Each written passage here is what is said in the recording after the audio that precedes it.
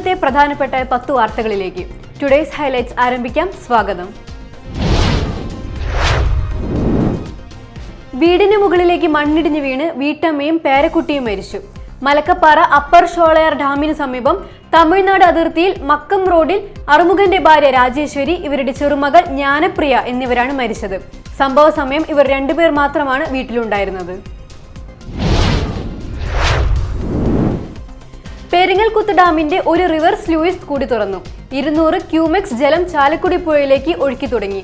ചാലക്കുടി പുഴയുടെ തീരത്തുള്ളവർ അതിരപ്പള്ളി, പരിയാരം, മേലൂർ, കാടുകുറ്റി, അന്നമ്മനട, കൂഴൂർ, എറിയാട് പ്രദേശങ്ങളിലുള്ളവർ അതീവ ജാഗ്രത പാലിക്കണമെന്ന് ജില്ലാ കളക്ടർ അറിയിച്ചു.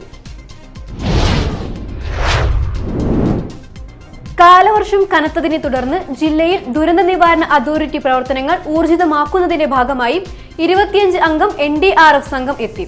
വടക്കാഞ്ചേരി കേന്ദ്രീകരിച്ചാണ് പ്രവർത്തനങ്ങൾ ഏകോപിപ്പിക്കുന്നത്. ഇതുകൂടാതെ 50 അംഗ സിവിൽ ഡിഫൻസ് വോളണ്ടിയേഴ്സിനെയും തലപ്പിള്ളി, തൃശൂർ, ചാലക്കുടി താലൂക്കിലേക്ക് വിന്യസിച്ചിട്ടുണ്ട്. മഴ കനത്തതോടെ ചാലക്കുടി മേഖല വെള്ളത്തിലായി. റോഡുകൾ വെള്ളത്തിലായതോടെ മലയോര മേഖലകളിൽ ഗതാഗതം നിലച്ചു.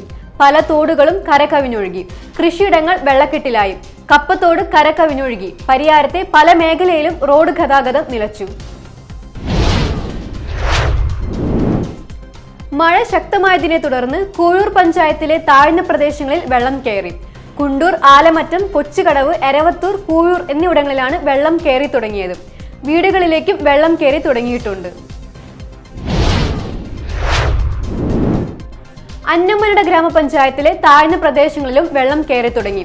സ്നേഹതീരം, മാമ്പ്ര, എരയാംകുടി, വാളൂർ പാടം, ചെറുവാളൂർ, വിവേകോദയം സ്കൂൾ പരിസരം എന്നിവിടങ്ങളിൽ വീടുകളിലും റോഡുകളിലും വെള്ളം കയറി. പഞ്ചായത്തിൽ 4 ക്യാമ്പുകൾ തുറന്നു. കൺട്രോൾ റൂമുകളും സജ്ജമായി. ചാലക്കുടി പരിയാരം പഞ്ചായത്തിൽ 3 ക്യാമ്പുകൾ ആരംഭിച്ചതായി പഞ്ചായത്ത് പ്രസിഡന്റ് മായ ശിവദാസൻ പറഞ്ഞു.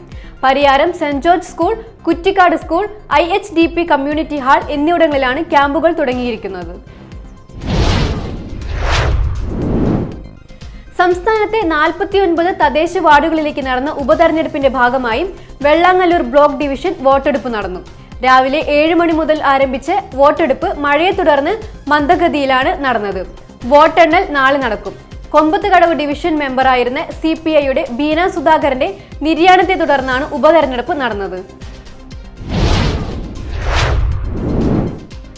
കനത്ത മഴയിൽ പാലപ്പിള്ളി എച്ചിപ്പാറ പ്രദേശത്ത് മലവെള്ളപ്പാച്ചിൽ. എച്ചിപ്പാറ സ്കൂളിന് സമീപത്തെ തോട് കരകവിഞ്ഞു. സമീപത്തെ വീടുകളിലും പറമ്പുകളിലും വെള്ളം ഇരച്ചു കയറി. കലങ്ങിയ ചെളിവെള്ളമാണ് കുത്തിയൊലിച്ചു വന്നത്.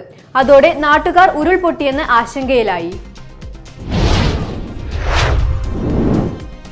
കൊടുങ്ങല്ലൂർ TKS പുരത്ത് മധ്യവയസ്കനെ കെട്ടിട വരാന്തയിൽ മരിച്ച നിലയിൽ കണ്ടെത്തി.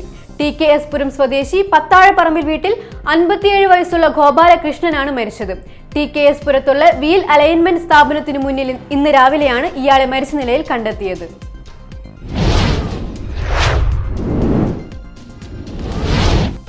ഹൈലൈറ്റ്സ് വാർത്തകളുടെ വിശദമായ റിപ്പോർട്ട് അടുത്ത ന്യൂസ് റൗണ്ടപ്പിൽ കാണാം.